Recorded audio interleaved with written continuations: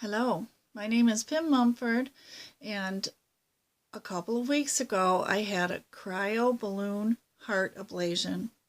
I had it at Doylestown Hospital in Pennsylvania, and Dr. John Harding did the work. And I'm making this video because I want to encourage those of you out there who may be considering having an ablation, and I really have good things to say about it. The first thing I want to say is I'm really glad I did it, and I have not had any more afib or aflutter. So that is a huge victory. I do have other things I want to tell you, so I'll proceed to do that. I'll just tell you very briefly my history, because at this point you're not interested in history, you're interested in getting rid of your afib or your aflutter. So I wanted to tell you that I've been having afib off and on since 2009. I've tried various things. The latest things I tried were a cardizem drip in the hospital and then a cardioversion, which lasted about 1.5 weeks. So that wasn't really helpful. And then I just decided, okay, I don't want to mess around with this anymore because it's very debilitating, as you know, if you already have it, and scary and yucky. So, and I thought, okay, next stage is an ablation. And rather than having that that medicine that makes your heart slow down a lot, or even getting a pacemaker, I thought this ablation is worth the risk. And it was. I just want to encourage you that it was. So the main thing that I wanted to tell you that I haven't seen on other videos, and by the way, a shout out to all the people who have done videos that helped me so much in making my decision. But I wanted to tell you that there are certain things that even the best doctor or nurses don't tell you could happen afterwards. Now, I have been very blessed. I have not had a lot of terrible side effects or problems at all. It went very well. Was successful according to my doctor. But what I want to tell you is that afterwards, for 2 days, days 4 and 5, after the ablation, I did have a very, very bad headache with shooting pains in my temples. I did see a video where a young Dutchman had that happen to him too. The other thing is I did not realize how painful one side of my groin would be. It's still actually 2 weeks later, it's actually got still some pain in it. And I have to be very careful getting up and down and lifting things and like that. So the other thing is, my throat. That was one thing no one warned me of. I had a tube down my throat. I ended up with general anesthesia. That was the choice of my doctor. So the tube caused a lot of soreness and hoarseness and roughness in my throat. And that took, I'd say, a little over a week, maybe about a week to get better, to be honest. And the point here is that I want to be honest. I want to tell you that there are unpleasant things to expect. However, none of them is that important and none of them lasts very long. So that's good. As I said, I do still have a little bit of pain in my left side of my abdomen from the tubes that they put up to the heart.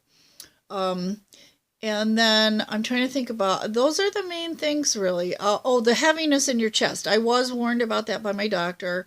You do have heaviness in your chest for a good 3 to 4 days after the ablation. I had nothing but good things to say about the nurses and doctors, the anesthesiologist, and everyone at Doylestown Hospital in Pennsylvania. They're very, very experienced. They're very good. The whole procedure took an hour and a half.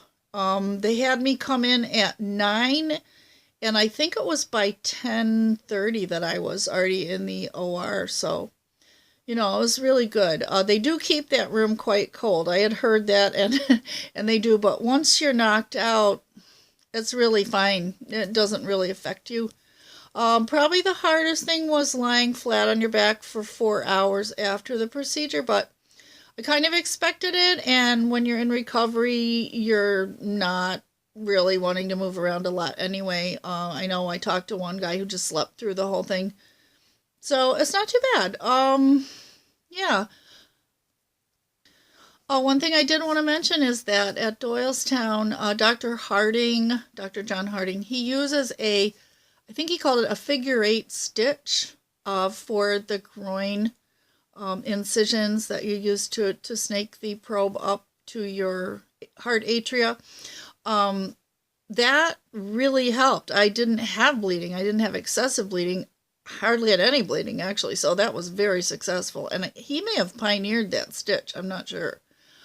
Yeah, the bleeding was negligible, so that was good. They kept me in overnight because I don't live in the area, and they wanted to monitor me, and that went fine, and I could have breakfast in the morning, and then by 10ish or so, I was out of the hospital on my way home, so that was good, and the nurses and everybody were very, very nice there. Trying to think if there's something else you guys would need to know. Going into it, I mean, I'd been thinking about it for so long. A lot of people said they were terrified or, really dreading it. I wasn't. At that point, I felt like I'd made up my mind. And, of course, it's not pleasant. You're on high alert, And, but my heart, strangely enough, did not go into afib before the procedure, which was surprising to me, actually.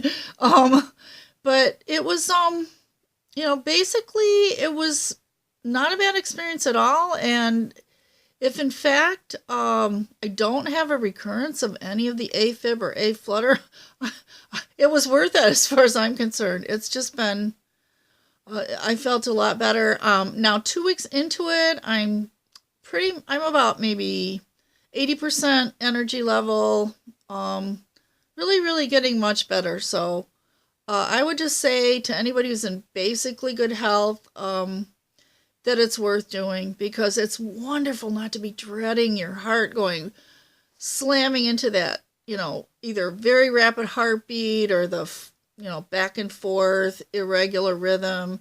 And sometimes for me, it was like 5 days and nights in a row. So it was just really debilitating and weakening and awful. So, anyway, I just want to encourage any of you out there, just getting into the OR was not bad. I mean, really not bad. Of course, they have to put IVs in.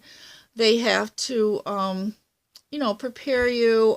They do shave your groin area a little bit, which was weird, but hey, it's okay. It's all part of the process, and it was all worth it. So I guess, yeah, just wanted to give you information on what you might experience afterwards, so you're not worried about it. It is normal. And you do feel, I say the first day or two, I felt like I'd been hit by a truck. So just to be honest, because you don't realize. However, it really didn't last too long. And yeah, so I'm probably repeating myself at this point, but I just want to encourage you all, and I want to thank all the people who made videos that helped me make my decision. So God bless all of you, and I hope you're restored to full health. Bye.